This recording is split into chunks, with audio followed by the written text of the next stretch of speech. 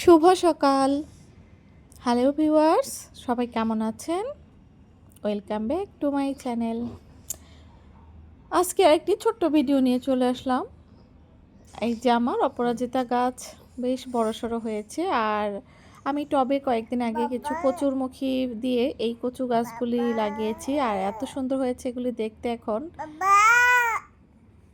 তো আমার পাশে আমার মেয়ে কিন্তু আমার সাথে সাথে কথা বলছে। তো সকালে চা খাবো, আর এত সকালে এখন খুব একটা আমি ভারী নাস্তা করতে পারি না। আর এখন বিস্কিট দিয়ে চা খাবো, তো বিস্কিটগুলো হচ্ছে এখন কৌটায় তুলে রাখবো, আর আমি কিছু খাবো চা দিয়ে। এই বিস্কিটগুলি খুব মজা লাগছে ইদানিং। নর্মালি আমি ইদানিং অত একটা বিস্কিট খাই না, তবে এই বিস্কিটগুলি ভালোই লাগছে খেতে, আর আমার ছেলে মেয়েদেরও খুব পছন্দের।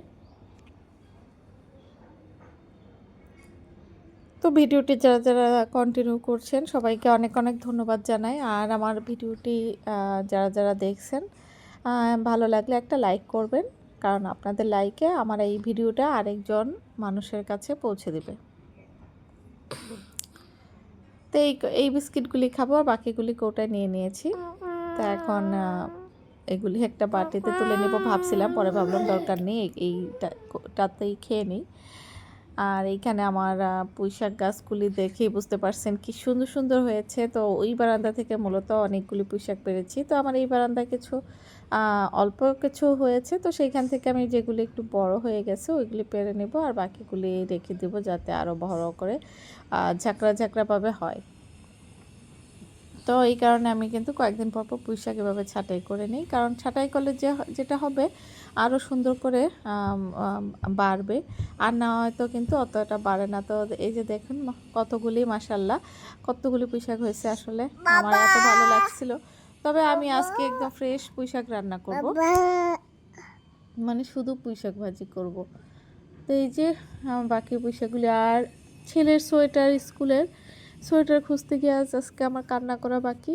তো এই ওয়ার্ড্রপটাতে ছেলের জাস্ট উইন্টারের জিনিসপত্রগুলি রেখেছি, কারণ এখন বাড়ন্ত বাচ্চাদের এক সিজনের পোশাক কিন্তু পরের সিজনে আর গিয়ে লাগতেছে না। তো জাস্ট উইন্টারেরগুলি এখানে রেখেছি, কারণ গরমের যত পোশাক ছিল এগুলি এখন আর সামনের বার আর হবে না, সব ছোট ছোট হয়ে গেছে। আর আগের যে শীতের ছিল এগুলি সব নামিয়ে আমি এভাবে রেখে দিয়েছি, খালাকে দিয়ে দেবো একটা বড় বস্তায় করে। তো অনেক কাপড়, আরও অনেক কাপড় বের হয়েছে, তো ওগুলি গুছাতে গুছাতে না আজকে আমার জানটা বের হয়ে গেছে। আর কিছু জিনিস কেনা হয় অনেক সময় বড় হয় সাইজে, তো এইগুলি আমি আরেকটা ব্যাগে ভরে রেখে দিচ্ছি, যাতে হচ্ছে সামনের উইন্টারে কাজে লাগতে পারে। তো এই যে উইন্টার আসলে এই একটা প্রবলেম, মানে অনেক কয়েকদিন পর্যন্ত ঘরে এগুলি সব গোছানো, ধোয়া দায়ী করা, যদিও ধুয়ে রাখা হয় অনেক কিছু, তারপরও কিন্তু দেখা যায় অনেকদিন রেখে দিলেও এটা নামিয়ে পড়তে ভালো লাগে না, আবার ধুয়ে নিতে হয়। তো আজকে পুঁই শাকটা খুব সিম্পলভাবে রান্না করব, কোনো মাছ টাছ দিব না, জাস্ট ভাজি করব। অনেক দিন হলো এভাবে পুঁই শাক খাই না। তো এখানে পেঁয়াজ আর রসুনকে ভালো করে ভেজে, আর পুঁই শাকটাকে আগে সিদ্ধ করে নিয়েছিলাম। আর আমি এর আগেও কিন্তু আমার বারান্দার যে পুঁই শাক এগুলো অনেকবার খেয়েছি, এগুলি ভিডিও করেছি। তো আজকে আমার চ্যানেলে যদি কেউ নতুন ভিজিট করে থাকেন তাহলে আপনাকে অনেক অনেক ধন্যবাদ জানাচ্ছি, আর যদি আমার সাথে কন্টিনিউ করতে চান আমার এই জার্নি, তাহলে অবশ্যই আমার চ্যানেলটি সাবস্ক্রাইব করার অনুরোধ রইল। আর রান্না করতে করতে আমি হচ্ছে ভিডিওর কিন্তু একদম শেষ প্রান্তে চলে এসেছি। আর আজকে ভিডিওটা খুব একটা বড় করিনি, ইদানিং তো ভিডিও লং করতে পারছি না, আর তাই ছোট ছোট ভিডিও দিচ্ছি,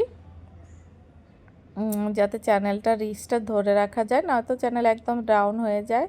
আর এখানে শিং মাছ, আলু আর সিম দিয়ে একটু রান্না করেছিলাম, আমার খুব পছন্দের, যদিও আলুটা দিয়েছি বাচ্চাদের জন্য, নয়তো আমি শুধু সিম দিয়ে করতাম। আলু হচ্ছে বাচ্চারা খুবই পছন্দ করে।